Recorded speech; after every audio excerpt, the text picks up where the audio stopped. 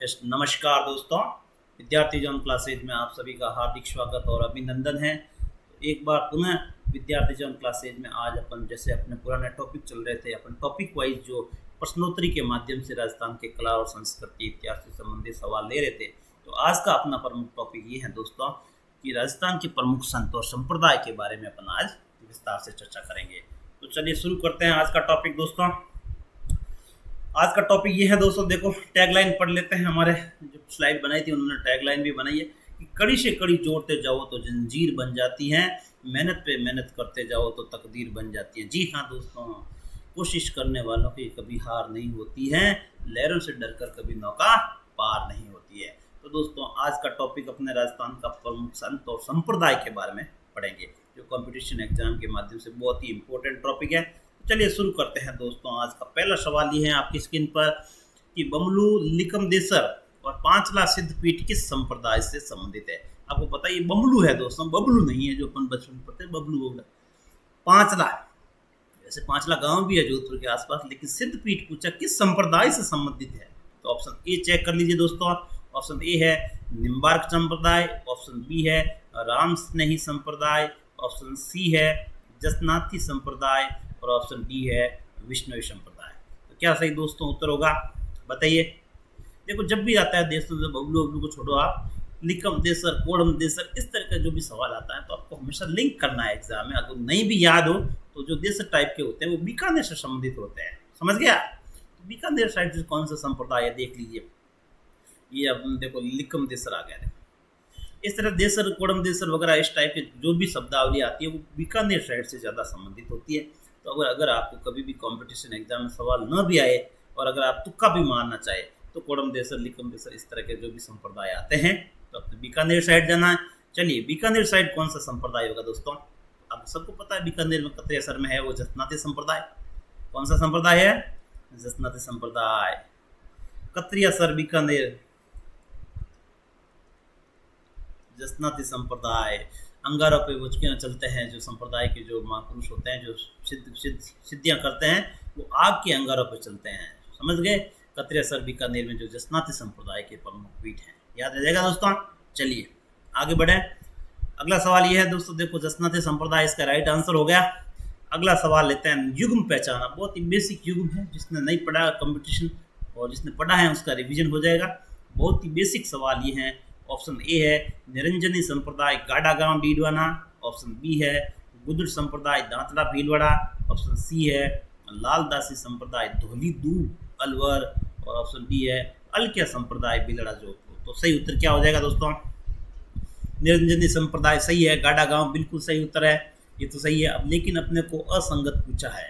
गुदड़ संप्रदाय सबको पता है भीलवाड़ा में इसकी पीठ है। लालदासी संप्रदाय ये पता सबको पता है कि धौली दूब अलवर में, लेकिन अलकिया संप्रदाय बिलाड़ा में नहीं है दोस्तों। अलकिया संप्रदाय कहाँ है, प्रधान पीठ कहाँ है इसकी? बीकानेर है दोस्तों, याद रह जाएगा।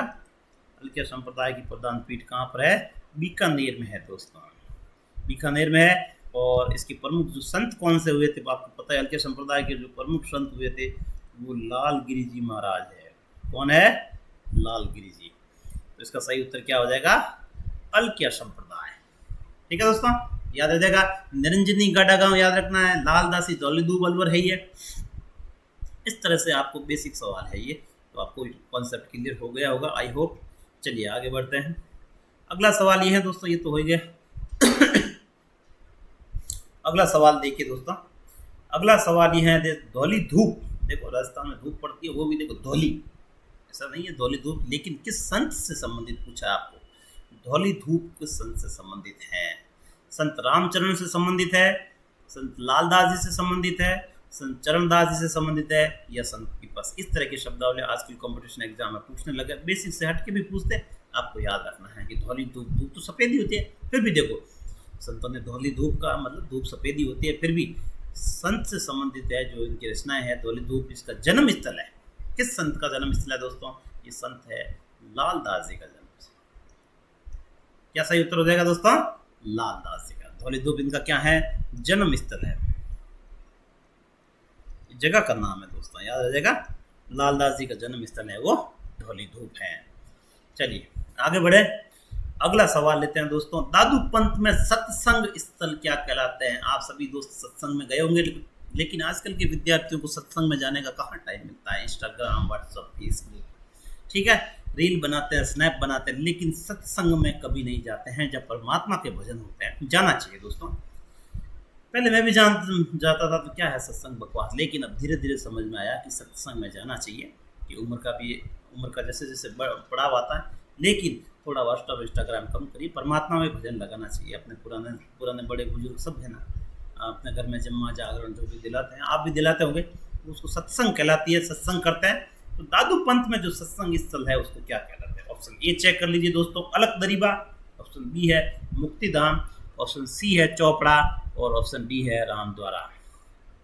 बताइए दोस्तों क्या सही होगा? मुक्तिधाम तो विष्णु का होगा नहीं, अलख दरीबा इसका राइट आंसर हो जाएगा। क्या हो जाएगा? अलख दरीबा। दादू पंथ में सत्संग स्थल क्या कहलाता है? अलख दरीबा। सबको पता होगा, लेकिन जिसने नहीं पढ़ा, ये बहुत ही बेसिक सवाल है, सत्संग स्थल है अलख दरीबा। आगे बढ़ते हैं। ये अगला सवाल देखो, पुनः सुमेलित करने वाला पूछा है। ऑप्शन ए चेक कर दी, चरणदासी संप्रदाय की प्रधान पीठ कहाँ? पता है चरणदासी संप्रदाय एकमात्र, ये राजस्थान के बाहर है, दिल्ली में है, एकमात्र बाहर है। और अल क्या, अभी थोड़ी देर पहले मैंने बताया था, बीकानेर में। गुदर संप्रदाय आपको पता है कहाँ पर है? दांतला भीलवाड़ा में, अभी थोड़ी देर पहले बताया था। नवल संप्रदाय की प्रधान पीठ कहाँ है? जोधपुर में है, माँ मंदिर जोधपुर में है। इसके हिसाब से देख लीजिए, बहुत ही बेसिक सवाल है। ऑप्शन डी इसका सही उत्तर हो जाएगा। देखिए, फर्स्ट का थर्ड हो जाएगा, दिल्ली हो जाएगा, सेकंड का फर्स्ट, और इसका सही आंसर हो जाएगा ऑप्शन डी। ठीक है दोस्तों, इस तरह से कुछ बेसिक सवाल थे जो आपकी स्क्रीन पे मैंने बताया। आगे बढ़ते हैं दोस्तों, अगला सवाल लेते हैं। सिंधु दड़ा, देखो दड़ा भी सिंधु दड़ा, कोटा कोड़ा ग्रंथों में किस संप्रदाय के उपदेश हैं?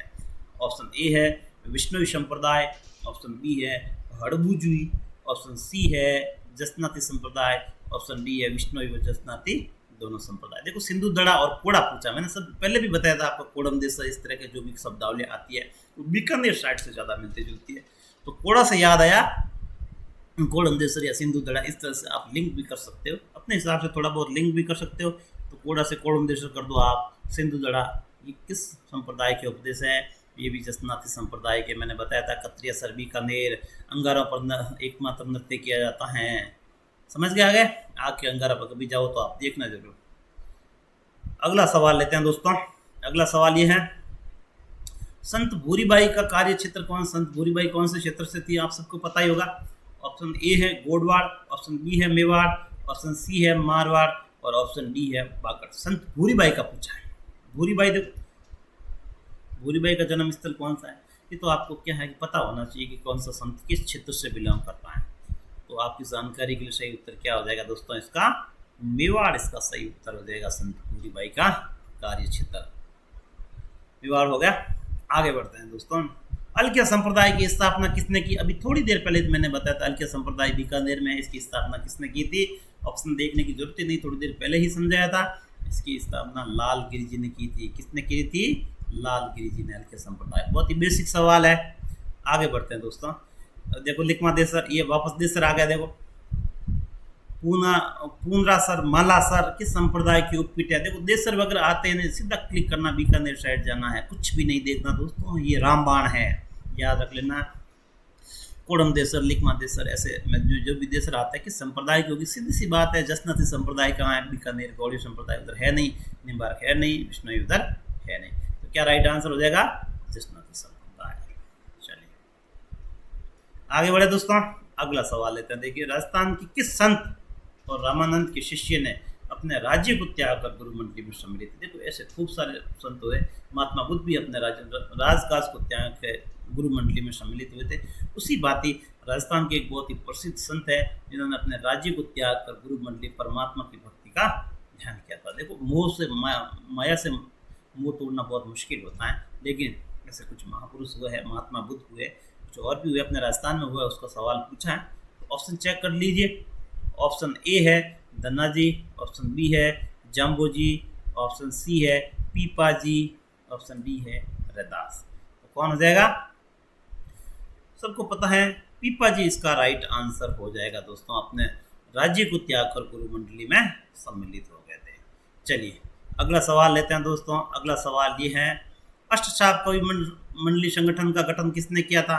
ये तो देखो पहले टिक कर दिया पहले, लेकिन आपको बता दूं अष्टचाप कवि मंडली का गठन किया था वो कौन थे? विठलनाथ जी स्वामी थे।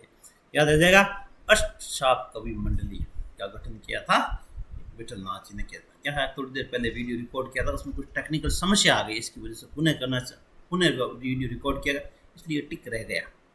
ठीक है, लेकिन अपने को तो कंपटीशन में याद रखना, विठलनाथ जी ने अष्टचाप कवि मंडली का गठन किया था। आगे बढ़े दोस्तों। अगला सवाल ये है दोस्तों, राजस्थान की किस संत द्वारा सत्यभामा जीर्णोद्धार की रचना की गई थी? ऑप्शन ए है रामदास जी, ऑप्शन बी है दरियाव जी, ऑप्शन सी है दादू दयाल जी, ऑप्शन डी है मीराबाई। बहुत ही फेमस सवाल, कई बार कंपटीशन एग्जाम में पूछा जा चुका है दोस्तों, पूछा जा चुका है। सत्यभामा जीर्णोद्धार या फिर नसरी बाईरो माईरो, ये सब देखो बहुत बार पूछे, जो रिपीटेड सवाल है वो कभी गलत नहीं होना चाहिए। क्या है कि कंपटीशन में एग्जाम में जाता है तो विद्यार्थी बेसिक सवाल गलत कर देता है, लेकिन मैं हमेशा कहता हूँ बेसिक सवाल कभी गलत मत करो, वो आपको कंपटीशन से बाहर कर देते हैं। जो टफ होते हैं वो सबके लिए टफ होते हैं, लेकिन अच्छा पढ़ा है वो लिंक कर देते। लेकिन अगर आपने बेसिक सवाल ज़्यादा गलत किए, एक दो तो हो जाता है, चलो कोई दिक्कत नहीं, तो आप कंपटीशन की रेस से बाहर हो जाते हो। तो सत्यभामा जीर्णोद्धार किसकी रचना है दोस्तों? ये रचना है मीराबाई जी मेड़ता वाली, आपको पता होना चाहिए। नसरी बाईरो माईरो ये सब मीराबाई जी की है, बहुत ही प्रसिद्ध भक्त रही है, आप सबको पता है, बताने की जरूरत नहीं है। जो राजस्थान के विद्यार्थी है, मीराबाई को तो हम सब ने सुना होगा। ठीक है, चलिए आगे बढ़ते हैं दोस्तों। अगला सवाल ये है, दयाबाई और सहजबाई का किस, सबको पता है दयाबाई और सहजबाई का किस संप्रदाय से संबंध रहा था? दयाबाई सहजबाई चरणदासी संप्रदाय, आपको पता ही है, ये भी बहुत बेसिक सवाल है। दयाबाई और सहजबाई का किस संप्रदाय से रहा है? चरणदासी संप्रदाय से रहा है। याद रह जाएगा, चरणदासी संप्रदाय आपको पता है, इसकी प्रधान पीठ मैंने थोड़ी देर पहले ही बताई थी, वो कहाँ पर है? दिल्ली में है। ठीक है दोस्तों, आगे बढ़ते हैं। कुचलम स्वरूप किस संप्रदाय के उपदेशों का संग्रह है?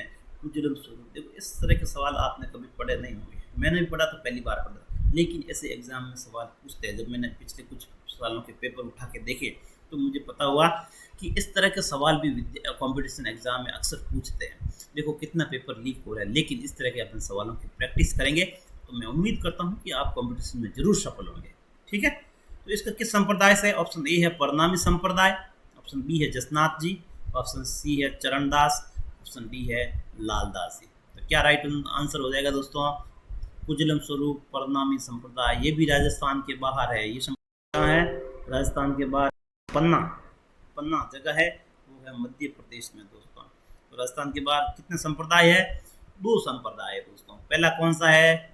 चरणदास दिल्ली में, दूसरा है परनामी संप्रदाय। याद रखिएगा, तो 2 संप्रदाय है वो राजस्थान के बाहर है। याद रखना पड़ेगा 2 संप्रदाय, इसकी पन्ना पीठ है और वो चरणदास जी वाला है वो कहाँ पर है? उसकी दिल्ली पीठ है। चलिए अगला बढ़, ज्ञान समुद्र बावनी रामची अंटक नामक कृतियों का संबंध किससे संबंधित है? ज्ञान समुद्र बावनी, आप सबको पता होना चाहिए, ये भी बेसिक सवाल है। ये किसका है? बावनी रामची अंटक, आपने पढ़ा होगा। ये है देखो, पिपा जी का है नहीं, धना जी का है नहीं, तो 2 तो पहले ही कैंसिल हो गए अगर आपको नहीं आते। अब देखो दादू के संत जो शिष्य थे रजब जी थे और सुंदरदास जी भी थे, लेकिन इसका सही आंसर होएगा वो सुंदरदास जी होएगा, क्योंकि वो नागा संप्रदाय से संबंधित थे, जिन्होंने ज्ञान समुद्र बावनी रामची अंटक जैसी कृतियों का संकलन किया था। क्या हो जाएगा इसका सही उत्तर? सुंदरदास जी। नागा शाखा, दादूपंथ की 5 शाखाएं थी। आपको कमेंट बॉक्स में लिखकर बताना है कि 5 शाखाएं कौन कौन सी थी। ठीक है दोस्तों, चलिए आगे बढ़ते हैं। अगला सवाल देते हैं, अचिंत्य भेदा भेद, देखो ऐसे होता है ना, विशिष्ट द्वैत, अचिंत्य भेदा भेद, शुद्धाद्वैत, ये सब आपने पढ़े होंगे। आप जो भी कंपटीशन की एग्जाम की तैयारी कर रहे हो तो आपको निम्बार क्या है आपको पता ही है, निम्बार द्वैताद्वैत है। इस तरह से रामानुज का कौन सा है? रामानुज का विशिष्ट द्वैतवाद है। उसी तरह अचिंत्य भेदावाद भी है, भेदा भेद, वो कौन सा संप्रदाय का है? चैतन्य संप्रदाय, या फिर इसको कह सकते हो कौन सा? गौड़ीय संप्रदाय, गौड़ी भी कह सकते हैं। तो अचिंत्य भेदाभेद। निम्बार का कौन सा है? द्वैताद्वैत, कौन सा है? द्वैताद्वैत। रामानुजन का कौन सा है? विशिष्ट द्वैत। इस तरह से कुछ राजस्थान इंडिया के बाहर भी संप्रदाय हुए, उसके बारे में आपको एक एक करके पता होना चाहिए। याद रह जाएगा दोस्तों। अचिंत्य भेदा भेदवाद किससे संबंधित है? चैतन्य संप्रदाय से है, गौड़ीय संप्रदाय। ठीक है, चलिए आगे बढ़ते हैं दोस्तों। मंत्रराज प्रकाश किस संत के आध्यात्मिक विचारों का संकलन है? मंत्रराज प्रसाद, देखिए ये भी बहुत अच्छा सवाल। किस संत के आध्यात्मिक विचारों का संकलन है? मंत्रराज प्रकाश, ये है संत हरिदास जी का। ठीक है दोस्तों, चलिए उस युग्म को चुनिए जिसके दोनों संत रामानंद के शिष्य थे। देखो रामानंद के शिष्य कौन कौन से थे? बहुत सारे हुए, जैसे रामानंद शिष्य हुए थे, रैदास जी भी हुए थे, कबीर जी भी हुए थे, लेकिन राजस्थान में कौन कौन से हुए थे? कुछ ऑप्शन चेक कर लीजिए। दादू और धन्ना, दादू और पीपा, दादू और रजब, धन्ना और पीपा। कौन संत थे? धन्ना जाट और पीपा दर्जी। सही उत्तर हो जाएगा दोस्तों, आपने पढ़ा ही होगा, धन्ना और पीपा। चलिए सुप्रसिद्ध कायाबेली ग्रंथ की रचना किसने की थी? दोस्तों कायाबेली ग्रंथ की रचना की थी वो है अपने दादू दयाल जी। कौन है? दादू दयाल जी। गोविंद देव मंदिर जयपुर के, मदन मोहन मंदिर करौली किस संप्रदाय से है? आप सबको पता ही होगा गोविंद देव जी का मंदिर कौन से संप्रदाय से है। ठीक है, मदन मोहन जी का मंदिर कौन से संप्रदाय से? आपने राजस्थान की हिस्ट्री वगैरह पढ़ा ही होगा, लेकिन जो विद्यार्थी नए हैं नहीं पढ़ा, और जिसको पढ़ा है भूल गए तो रिवीजन हो जाएगा। आपको सबको पता है गोविंद देव जी का मंदिर और मदन मोहन जी का मंदिर कौन से संप्रदाय से है? गौड़ीय संप्रदाय से है। जयपुर में है गोविंद देव जी का, कभी जाओ तो घूम के जरूर आना दोस्तों। कौन से संप्रदाय से हैं? गौड़ीय संप्रदाय। चलो आज के लिए बस इतना ही दोस्तों। अगले वीडियो में हम पुनः आएंगे एक नया टॉपिक, नई जोश, नई उमंग और नए उत्साह के साथ। जो विद्यार्थी नए हैं लाइक शेयर और सब्सक्राइब करना जरूर ना भूलें। Thank you all of you.